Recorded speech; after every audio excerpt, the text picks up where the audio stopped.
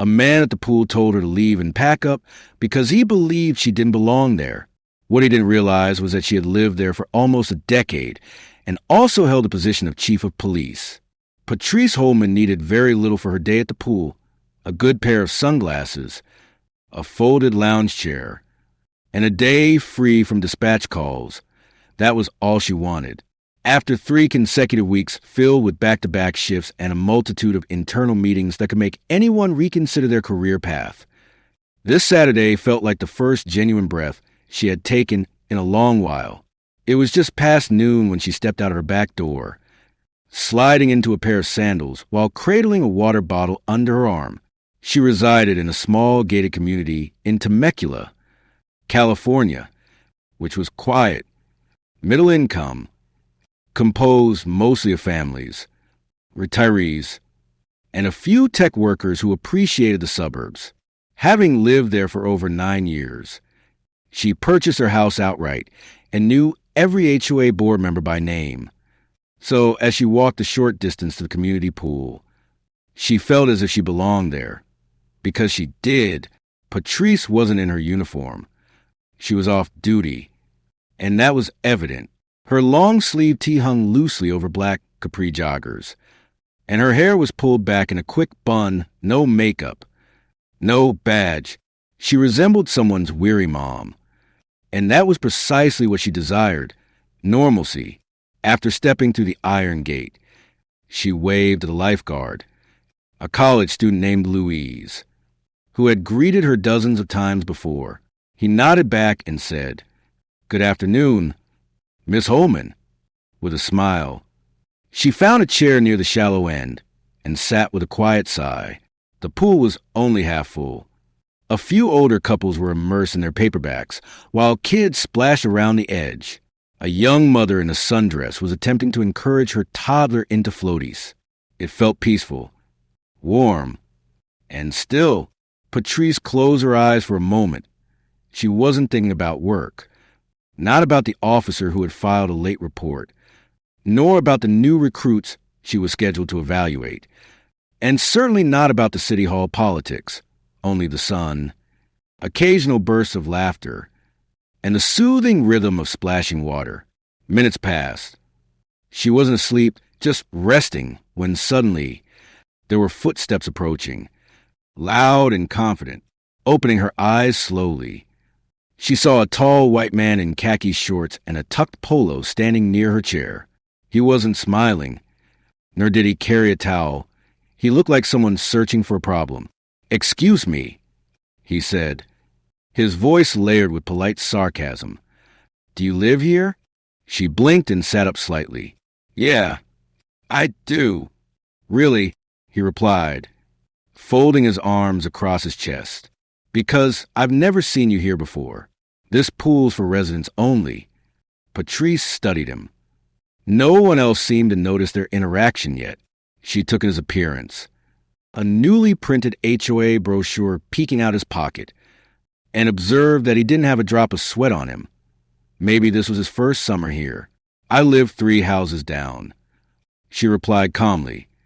"Been here almost a decade." He let out a short laugh, sounding more disbelieving than amused. "Right. And you just happened to wander in?" "No," she said, remaining seated. "I used the gate like everyone else." The man's jaw tightened slightly. "You know, we've had some issues with people sneaking in from outside. You can understand why I have to say something." Patrice tilted her head. "What's your name?" He hesitated for a moment. "Dennis. Dennis Whitlow. I just moved in last month, and I take the rules pretty seriously." She nodded slowly. "Well, Dennis, I live here. If you'd like to check the HOA directory, you'll find me listed Patrice Holman." He didn't budge. Instead, he glanced over his shoulder as if expecting support.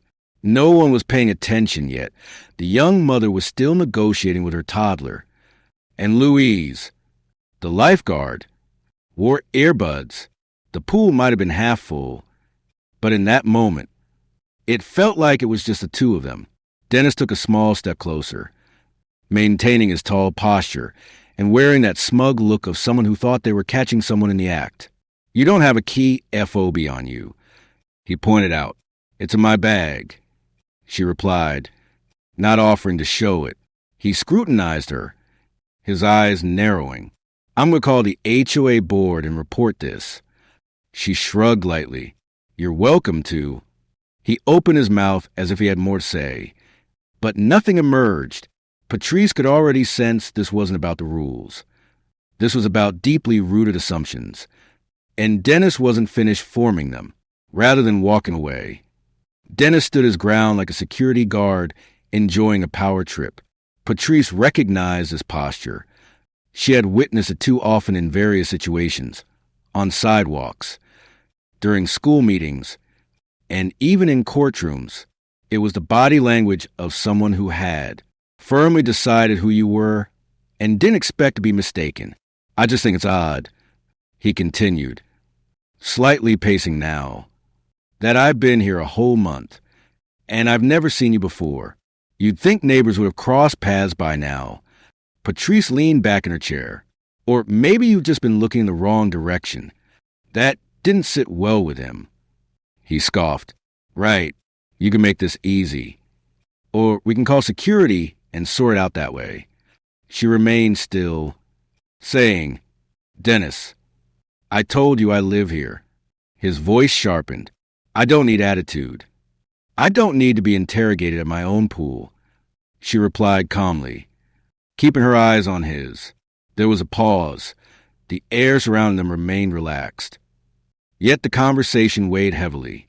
A few people began to glance over, not staring, just offering subtle flickers of attention.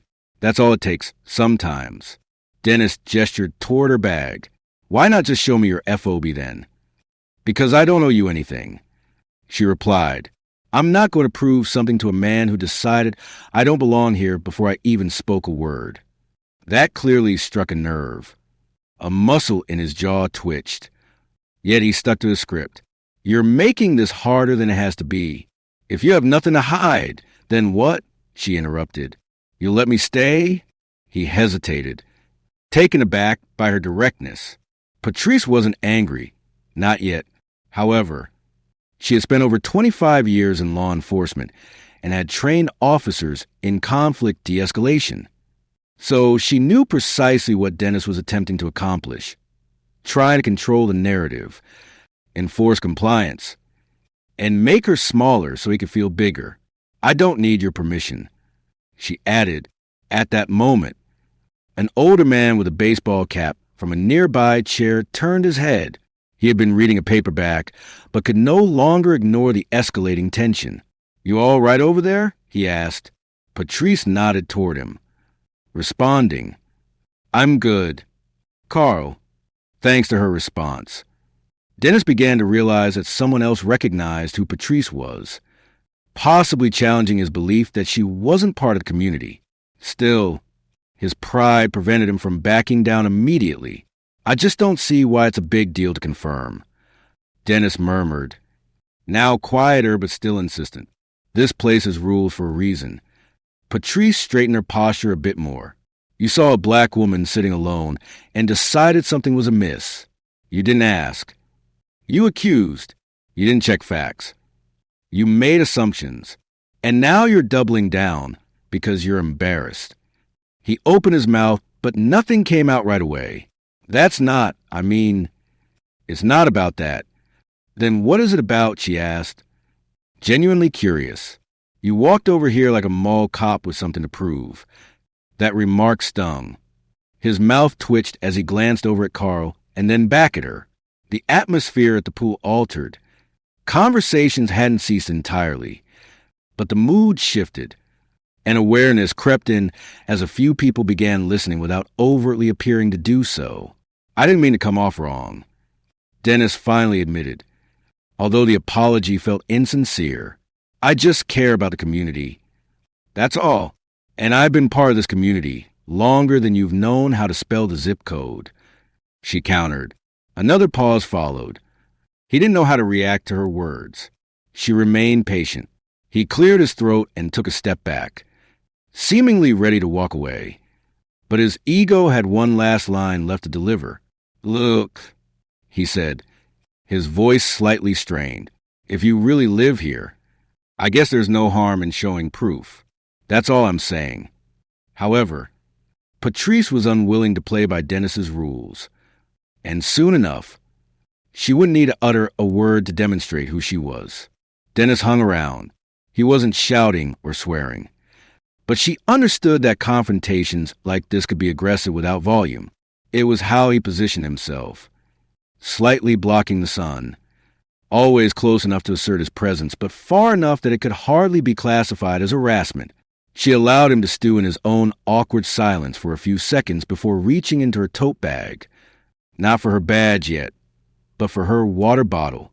She unscrewed the cap, took a sip, and then calmly leaned back again, as if she had all the time in the world. "I don't know what you think is going to happen here," she said, still not looking up. Dennis crossed his arms. "I think you're making this into something it doesn't have to be." She met his gaze now. "No, I believe I'm watching you make it into something. You walked up with assumptions, and now you don't know how to back out without feeling foolish." Across the pool, a teenager, perhaps 16 or 17, sat at the water's edge with her phone in hand. She wasn't filming yet, but her focus was definitely on the conversation. Patrice noticed, as did Dennis. "Is this where you're going to make a scene?" he asked, attempting to turn the tables. "No," responded Patrice, "but you already are." Louise, the lifeguard, finally tuned into the energy shift. He pulled out one earbud and sat up a little taller. He wasn't involved yet, but even he sensed the situation was precariously balancing. Dennis exhaled loudly through his nose and shook his head. "Unbelievable. I try to look out for the community, and this is what I receive." Patrice raised her eyebrows.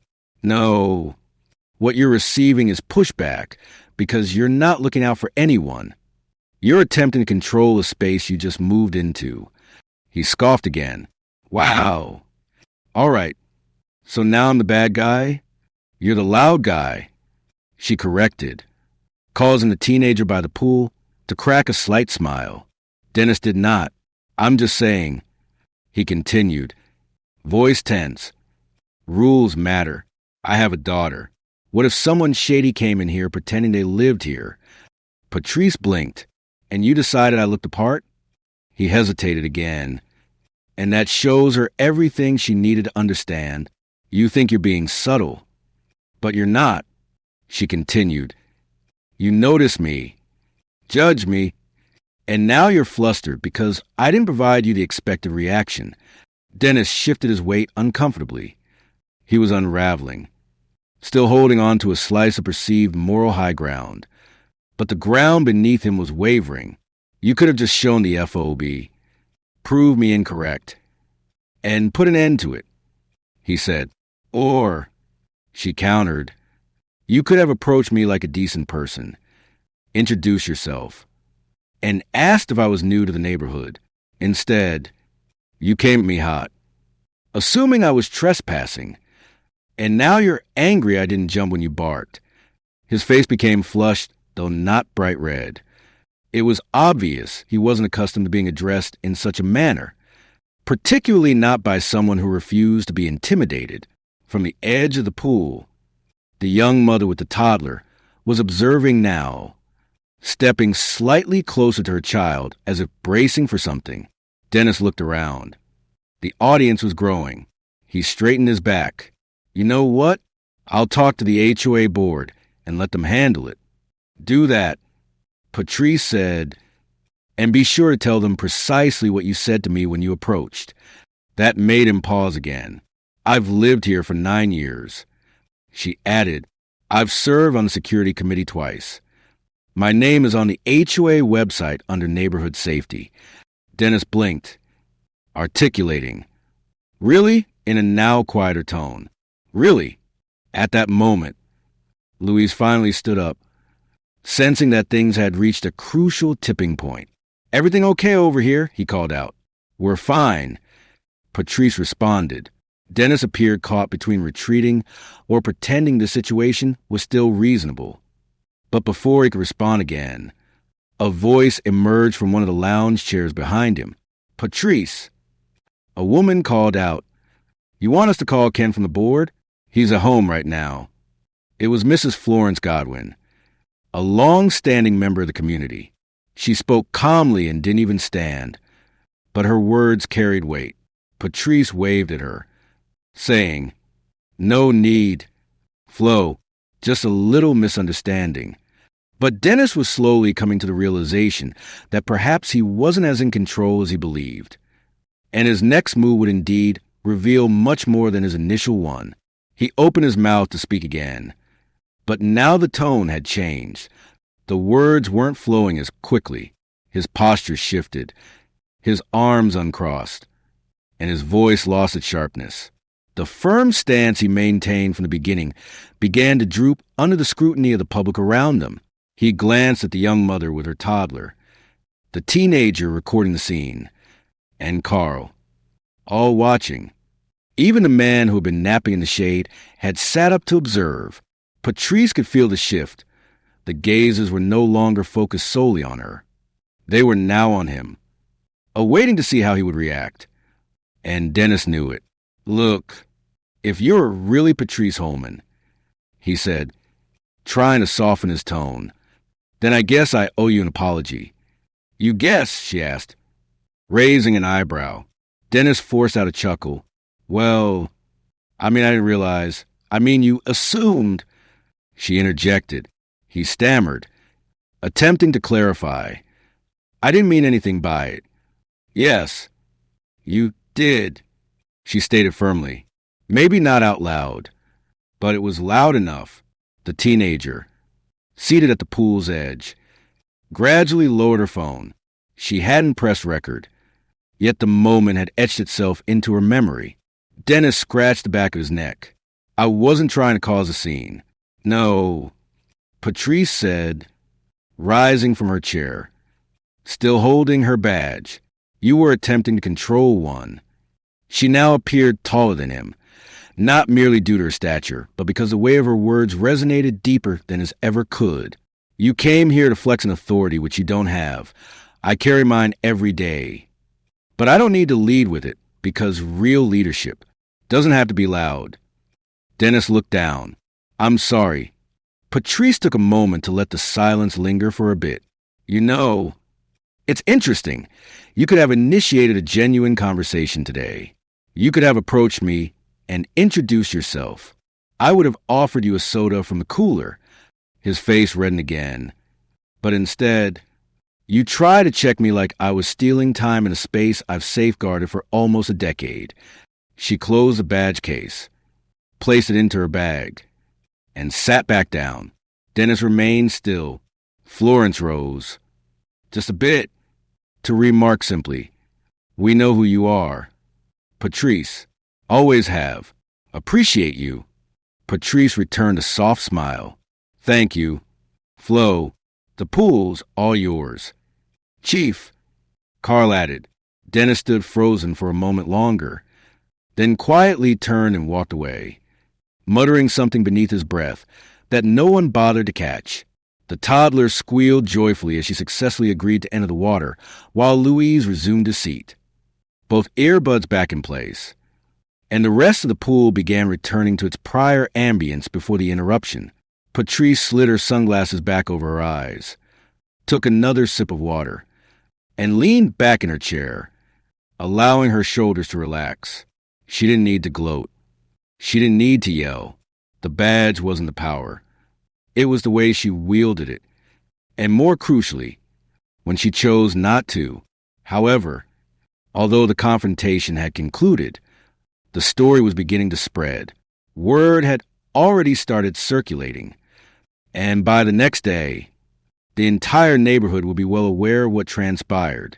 By the late afternoon, the sun had begun to set low, casting long shadows across the sidewalk. Families were packing up their beach towels. Children begged for a few more minutes in the water, and the scent of sunscreen hung in the breeze. But the conversation that lingered was unforgettable.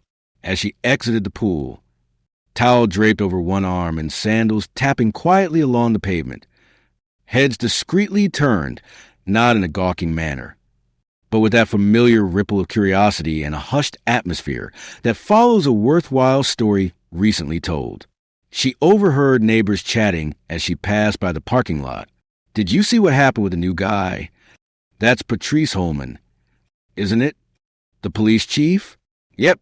That poor man had no idea who he was messing with."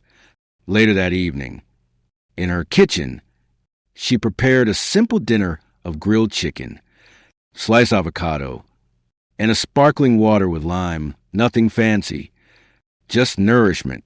Her phone buzzed on the counter with a message from her friend Eliza, who lived 3 streets over. "Heard you had a poolside performance today. Is it true you flashed a badge?" Patrice chuckled as she typed back. "Didn't flash, just reminded." She didn't seek attention or enjoy public conflict. But something about that moment felt essential, not for the sake of proving a point to Dennis, but for the observers who might have been contemplating how they would react in her situation. Then a soft knock interrupted her thoughts. At the door stood Florence, still in her pool hat, holding a small Tupperware container. "I made too much pasta salad," she casually stated. "Figured you could use a break from cooking." Patrice accepted it with a warm smile. "Thank you. That's really kind of you." Florence lingered for a moment before saying, "You handled him well. Grace under pressure." Patrice nodded. "I've had practice." "People notice," Florence added. "Not just a bad part, the good part too." Patrice remained silent for a moment, leaning against the door frame to absorb those words. Before Florence left, she remarked one more thing. "Some of us were quiet today, but it doesn't mean we weren't watching, or that we didn't feel what you felt." That struck deeper than expected. Once the door closed, Patrice settled onto the couch, placing the container beside her while scrolling through her messages again. More had come in, one from Carl, saying, "Always respected how you carry yourself. Let me know if you need anything." Another from Louise, the lifeguard. "Hey, Chief Holman. I'm sorry I didn't step in earlier. I should have. I just wasn't sure how to handle it. But I've got your back." Always. She valued each message. They didn't alter the day, but added to it, like little bricks reinforcing the steady foundation of respect she had spent years building. The next morning, she took her usual walk around the neighborhood early, before 7 a.m., when the streets were cool and shaded. As she passed the community bulletin board by the clubhouse, something caught her attention, a printout taped to glass. Bold black text saying, "Know your neighbors." Beneath it was a photo from a prior HOA event. Patrice in uniform, shaking hands with a city councilman, smiling, visible and present. Someone had scrawled in pen underneath, "To the man who asked her to leave. Maybe read the newsletter next time."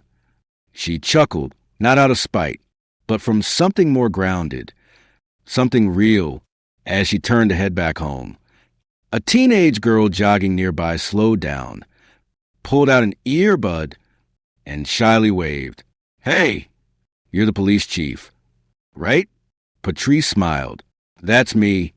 You were awesome yesterday." The girl said, "Thanks." Patrice replied, "But standing your ground shouldn't be considered awesome. It should be normal." The girl nodded thoughtfully and resumed jogging. However, Patrice knew this incident extended beyond what occurred at the pool.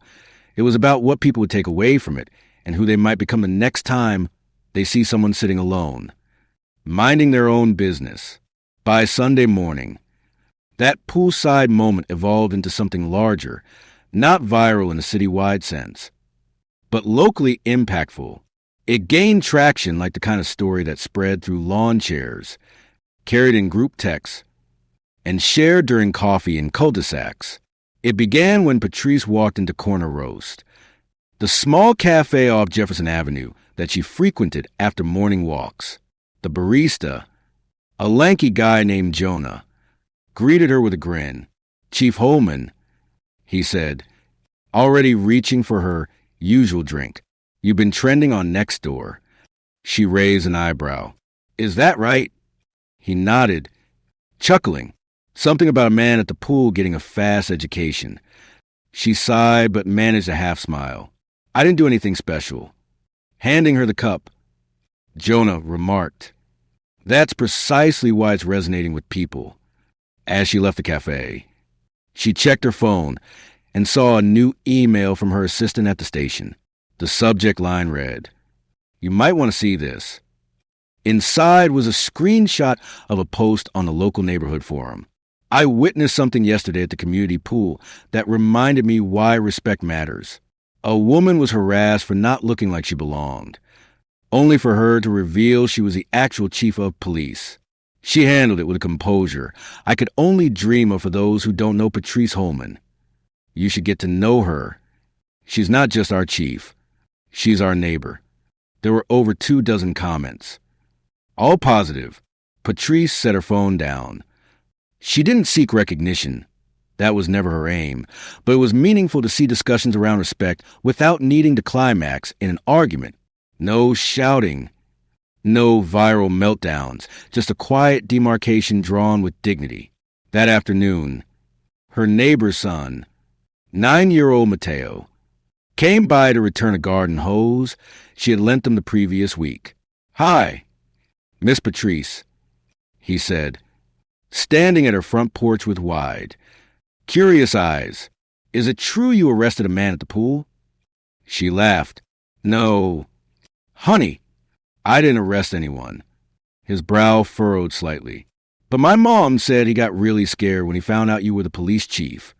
Patrice bent down to his level, responding. He wasn't scared. He was just shocked. Sometimes people judge others too quickly. It's better to ask and assume. Mateo pondered that for a moment. Like when someone looks mean but they're just tired? "Exactly," she replied. He handed her the hose. "You're really cool." She smiled. "Thanks, Mateo. You're pretty cool, too." After he left, Patrice lingered in her doorway, reflecting on the previous day, on all the days that led to this moment. She thought about how many times she'd been second-guessed, spoken over, or overlooked due to her appearance, her skin, her gender, or her age. None of that was novel. But now, the onlookers had witnessed something different.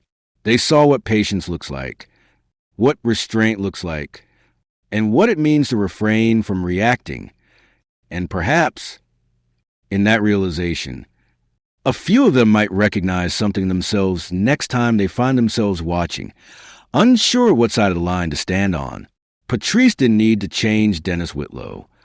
That wasn't her responsibility.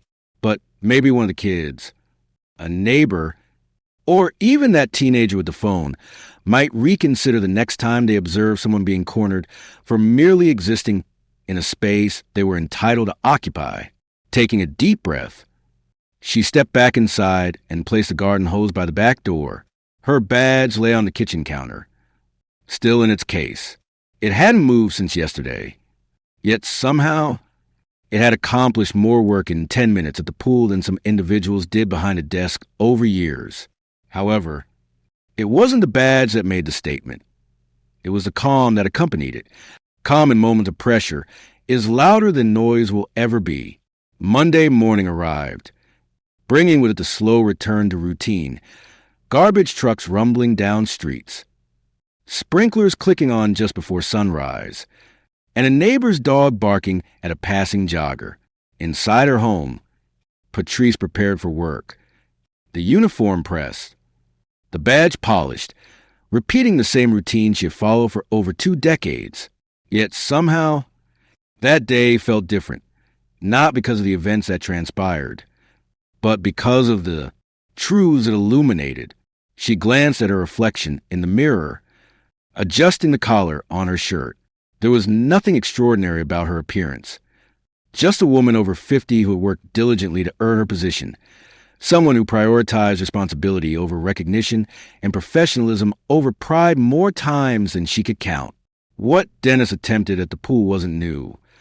It wasn't shocking, it was quiet, practiced, and all too familiar, which made it particularly dangerous. Because moments like that often go unnoticed and unchecked, slipping through the cracks of daily life, wrapped in the guise of politeness or concern. But not that day. That day, he faced a full mirror, clear, honest, and unyielding. As she poured herself a cup of coffee, her phone buzzed again. This time it was a message from Ken, the HOA board president. I heard about the pool incident. Don't worry. I spoke to Dennis this morning. He won't be bothering anyone again. She stared at the message for a moment before replying briefly. Appreciate it. Let's focus on ensuring no one else thinks they have the right to do what he did. Because that was the real point. It was never solely about Dennis. It was about the quiet moments people allow to slip by, those that erode dignity without leaving bruises, those wrapped in phrases like just asking questions or just trying to help, that teach younger generations to doubt before they understand. Later that day, a city employee brought her a stack of mail that had been mistakenly delivered to the wrong department. She absentmindedly flipped through it until one envelope captured her attention. It had no return address and was handwritten. Inside was a short note. Chief Holman, I don't know you personally, but I saw what happened. I saw how you handled it. My daughter did too. I think she learned more in 10 minutes watching you than she has in a whole year of school. Thank you for demonstrating the difference between authority and grace. It lacked a name at the bottom, just the words a neighbor. She folded the note gently and placed it into her desk drawer. It wasn't about being a hero. Patrice didn't believe in that label. It was about being present, holding the line, not just for herself, but for every individual who's been made to feel small in a space they had every right to inhabit. And if ever someone attempts to wield arrogance as authority again, she hoped they would remember her, because sometimes silence can speak volumes louder than shouting, and a composed, I live here, can strike harder than any comeback. So if you ever find yourself in Patrice's shoes during a moment where someone assumes you don't belong, keep this in mind. You don't have to raise your voice to stand your ground. You don't need to justify yourself to someone whose mind is already made. And you certainly don't need to diminish yourself so someone else can feel important. Carry yourself with a quiet sort of strength, the kind that speaks for itself. And when observers are watching, especially the young ones, show them what self-respect looks like. When it's calm, unshaken, and undeniable. If this story has encouraged you to stop and reflect, even for a moment, hit that subscribe button, because we'll continue sharing stories like this, stories that resonate, that convey truths, and that remind us that dignity is never something you require permission to have.